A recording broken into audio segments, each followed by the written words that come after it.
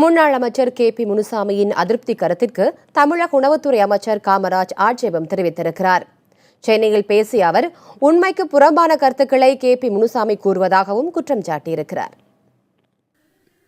முன்னாள் அமைச்சர் KP முனுசாமி போன்ற புல்லுருவிகள் எதையோ எதிர்பார்த்து யாரிடமோ விலை போன நிலையில் தேவையில்லாத கருத்துக்களை வெளியிடுவது என்பது, தேவையில்லாத பேச்சுக்களை பரப்புவது என்பது இந்த இயக்கத்தின் உண்மையான தொண்டன் என்று சொல்வதற்கு எந்தவிதமான அருகதையும் அற்ற பேச்சு என்பதனை இந்த நேரத்தில் நான் தெளிவுபடுத்த விரும்புகிறேன். எப்பொழுதுமே தலைமைக்கு விசுவாசமாக இருக்க மாட்டார். உணர்ச்சிவசப்படுவதைப் போல் நடிப்பார். ஆனால் அவர் உணர்ச்சிவசப்படுவது எதையும் எதிர்பார்த்திருக்கும். இதுதான் கடந்த கால வரலாறு. அவர் இந்த இயக்கத்தில் பணியாற்றிய காலத்தை விட ஒதுக்கி வைக்கப்பட்ட காலம்தான் மிக அதிகம்.